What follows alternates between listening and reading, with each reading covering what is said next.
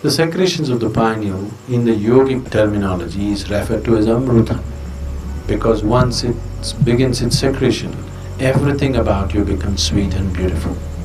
It is not the sexuality which limits it, but it's the excessive identity with the physicality which limits it. If you make it too big, you will become perverted in your head. If you try to obliterate it, you will become even more perverted in your mind.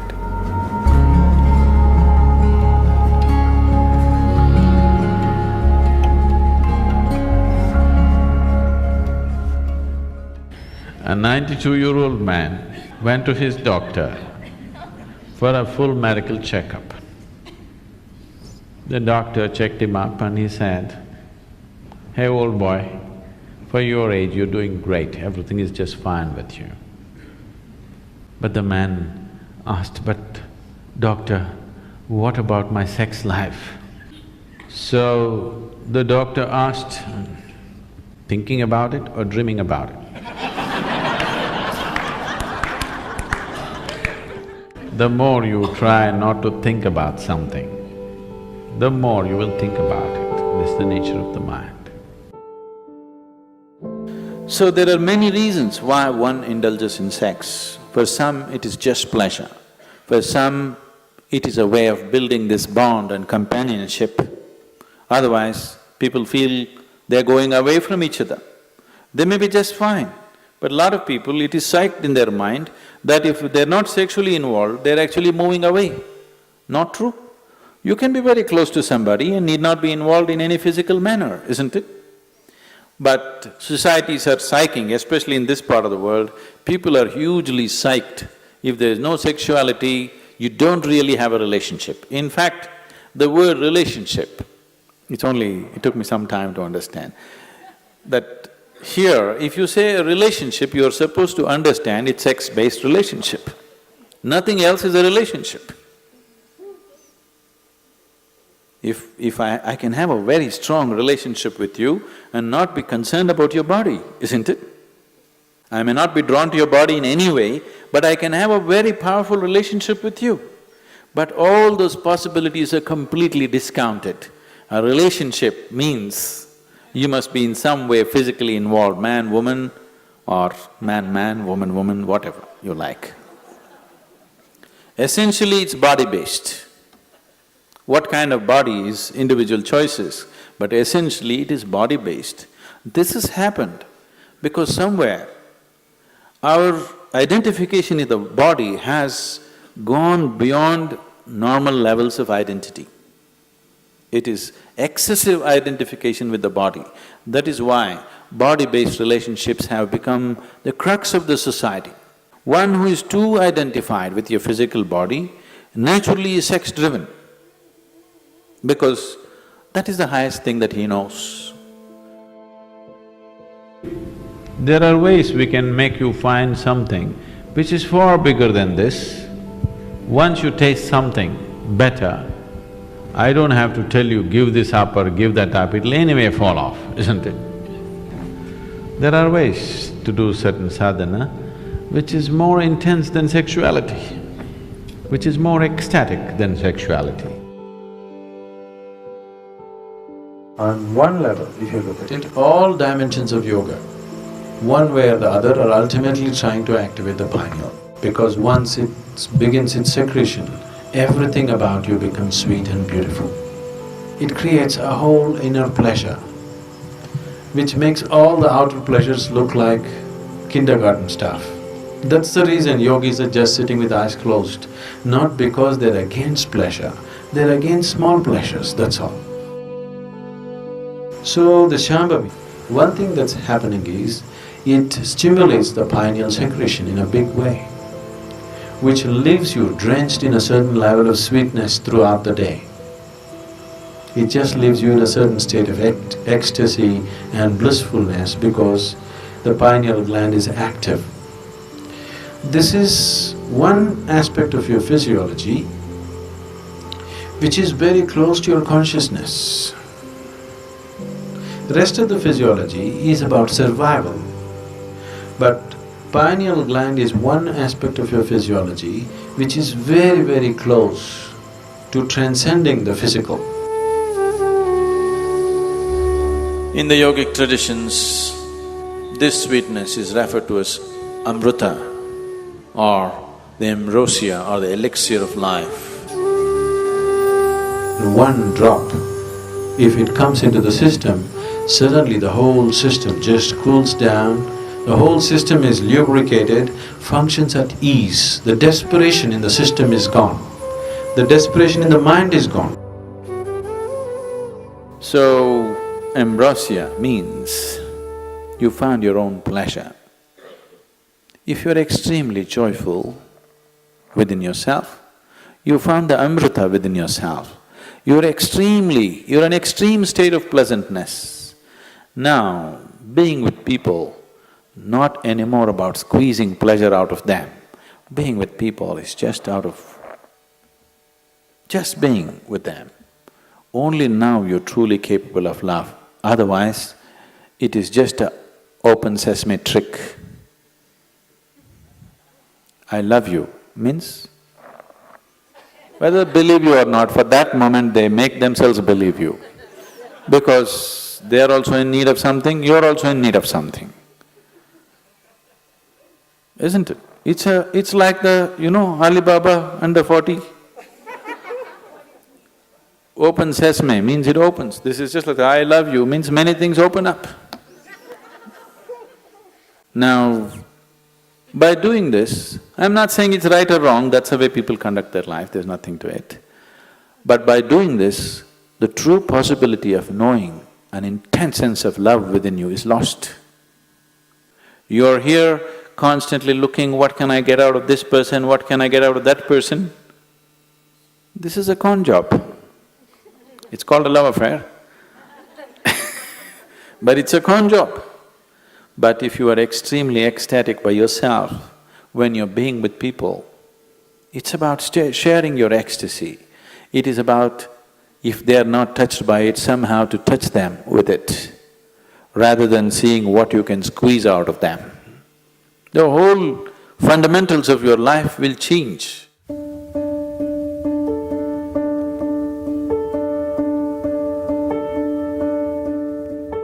Yes and no. In the sense, it is not the sexuality which limits it, but it's the excessive identity with the physicality which limits it. So, it is not sexuality per se which becomes the barrier, but the attachment it creates to the physicality which definitely becomes the barrier. This question is coming from a certain amount of bits and pieces, the gossip that you have heard about how you could assimilate your own semen and raise it up to your higher possibility. Yes, it is true. At the same time, it is not because of abstinence that one does it, it is because of internalizing your energies that you do it. It is not simply that somebody is abstaining from sex and suddenly his energies are all organized and it's going up. It's not true. If your energies get organized and begin to move up, the need for sexuality may evaporate for you, but it doesn't leave you incapable. It doesn't leave you impotent, but the need is gone. It is just no more a compulsive thing. And it is not just this one thing, all compulsiveness is lost. Essentially, most of the sexuality that's happening on the planet is happening because of a certain compulsiveness, isn't it? It's a compulsive drive. When you become conscious, when all compulsiveness disappears, this also disappears. It is just that because people are so body-oriented, they're always thinking spirituality versus sexuality. They are not connected. They are not connected. One is of the body, another is of a different dimension. It is simply because people are so… because religions of the world, moral schools and the ethical schools have been always speaking against it, it has become such a big issue in people's minds. They think the only way to know something beyond is, you must be away from this. Because somewhere you're not able to accept the simple biology of a human being, which is the tragedy, that you cannot accept the simple biology. You either have to celebrate it or you have to push it down the drain. Both are not needed. You can look at it for the limitation that it is and for the possibility that it is. So, if because of the impurity of sex, your spirituality is going to get disturbed, I want you to know that your very birth is impure. When you come from such an impure birth, where is the possibility for you? There is no possibility for you. Only if you fell from somewhere else, if the stoke dropped you, there is some possibility of you becoming spiritual. If your mother had a normal birth, you have no possibility.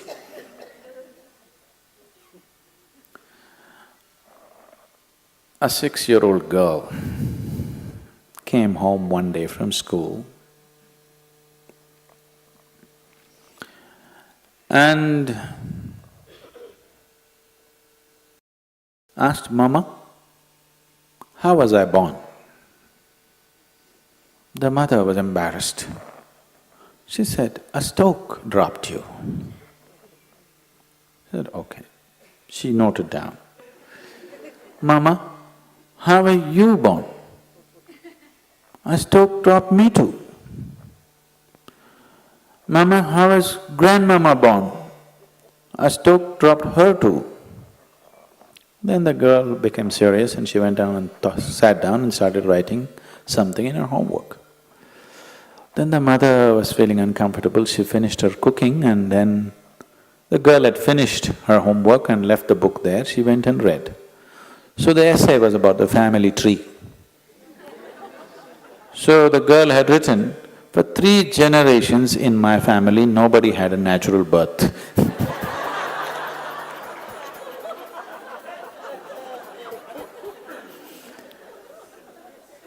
So because of absurd ideas, either we exaggerate something or we try to unnecessarily play it down. It has a certain role in your life. If you make it too big, you will become perverted in your head. If you try to obliterate it, you will become even more perverted in your mind. After all, now I am speaking, this is a kind of energy. You are looking at me, this is a kind of energy. You are listening to me, this is a kind of energy. These are different expressions of the same life energy, isn't it? Now, sexuality is also another expression of the same energy. Now, one has to decide how much of his energy, in which direction he wants to send it. Because after all, you are a limited amount of energy, isn't it? See, it's just like you have an income, let's say you have $5,000 a month. How much for the house rent, how much for eating, how much for schooling, how much just for fun, how much for vacation, your portion, isn't it?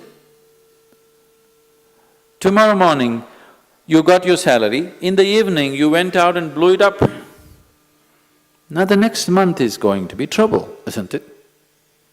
Of course you have a credit card, but everything in your life, if you're handling your life sensibly, everything in your life is apportioned according to your understanding, your need and your capability, isn't it so? Yes? Your money, time, energy, isn't everything allotted the way you like to arrange it? This is also the same thing. How much of it? First of all, do you need it? Or are you doing it because of socially you're psyched? If there is a need, if I ask you to stop it, you will become perverted because it'll all happen in your head. If somebody is telling you, you have to do it, if you don't do it, you're not normal, another kind of perversion will come. Both are not needed.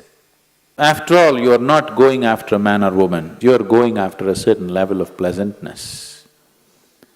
So once you experience a certain level of pleasantness, wouldn't you like to dig deeper into this? Because whatever pleasantness happened, maybe you used the other person, but the pleasantness happened within you, right? So suppose anyway the pleasantness is happening within you, the other person is just a key to open this, wouldn't you like to have the key in your own hands? Yes? That if you sit like this, you are on full scale. You don't need anybody. No, see, anything in your life, either for pleasure, money, love, this, that, it doesn't matter what, for whatever, the moment you become dependent on another person, nobody on this planet is truly reliable, isn't it? I keep hearing these complaints all over. Some people, generally women, keep complaining their husbands are excessively physical. Some woman constantly complaining, he doesn't lay a finger upon me. Whatever happens, it's a problem, because it'll never happen exactly the way you want it. As long as another person is involved, nothing will ever happen 100% the way you want it, isn't it so? Yes or no? It never will. It doesn't matter if you get married to your god, it still won't happen. As long as your way of being, your sense of pleasure and joy is dependent on another person, you will always have a complaint. Doesn't matter how wonderful the other person is. So in this context, people might have talked about celibacy because they said, take some time off. Because to extract pleasure out of somebody, you have to play any number of tricks. It doesn't happen simply. This is called as courting.